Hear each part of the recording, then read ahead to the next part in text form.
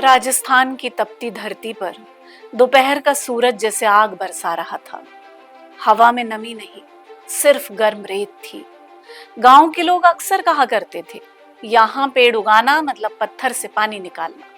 लेकिन उसी सूखी जमीन पर एक आदमी खड़ा था, जिसे दुनिया बाद में सुंदरम वर्मा के नाम से जानने लगी। लोगों को लगता था कि वो खेती कर रहा है, असल में वो उम्मीद बो रहा था। कई साल पहले जब पढ़ाई पूरी करके लोग शहरों की ओर भाग रहे थे, तब सुंदरम वर्मा ने उल्टा रास्ता चुना। उन्होंने राजस्थान की उस धरती को चुना जहां बारिश मेहमान की तरह आती थी, थोड़ी देर के लिए और फिर गायब हो जाती थी। एक दिन किसी ने उनसे पूछा, इतनी सूखी जमीन पर आखिर उगाओगे क्या? उन्होंने मुस्कुरा कर कहा, पेड़। लोग हंस पड़े, क्योंकि राजस्थान में पेड़ उगाना सिर्फ खेती नहीं होती, चुनौती थी, बहुत बड़ी चुनौती। लेकिन सुंदरम वर्मा ने एक बात बहुत ध्यान से समझी थी, प्रकृति कमजोर नहीं होती, हम उसे समझने में कमजोर पड़ जाते हैं। उन्होंने सालों तक मिट्टी को देखा, बारिश को समझा, जड़ों के व्यवहार को पढ़ा। फिर उन्होंने एक अनोखी तकनीक विकसित की, ड्राई लैंड एग्रोफॉरेस्ट्री। लोग इसे बाद में 1 लीटर पानी वाली तकनीक कहने लगे।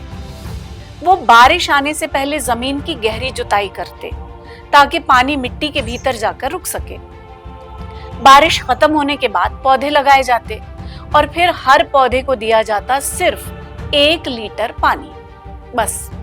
इसके बाद पेड़ को खुद अपनी जड़ें नीचे भेजनी पड़ती, पानी खोजने के लिए, जीना सीखने के लिए। सुंदरम वर्मा कहा करते, जिसे शुरुआत में ज्यादा सहारा मिल जाता है, वो मजबूत नहीं बन पाता, चाहे इंसान हो या पेड़। धीरे धीरे चमत्कार होने लगा। जहां कभी सूखी रेत उड़ती थी, वहां हरियाली दिखने लगी। 1, 2, 100, 1000 और देखते ही देखते उन्होंने 50,000 से ज्यादा पेड़ खड़े कर दिए, वो भी राजस्थान की उस धरती पर जहां लोग अपने लिए पानी बचाने से डरते थे। उनकी कहानी सिर्फ पेड़ों की नहीं है, ये कहानी उस सोच की है जो कहती है, अगर संसाधन कम हो तो इंसान हारता नहीं, सोचने लगता है, रास्ते बनाता है। उन्होंने किसानों को सिखाया कि खेती सिर्फ पानी पर नहीं, समझ पर चलती है। उन्होंने ऐसी फसलें विकसित की जो कम पानी में भी टिक सकें। उन्होंने रेगिस्तान से लड़ाई नहीं की, उसके साथ जीना सीखा। शायद यही वजह है कि सुंदरम वर्मा की कहानी सुनकर मन में एक अजीब सी शांति मिलती है, सुकून मिलता है, क्योंकि वो हमें याद दिलाते हैं, जीवन हमेशा सुविधाओं से नहीं खिलता, कई बार संघर्ष ही जड़ों को गहरा बनाता है।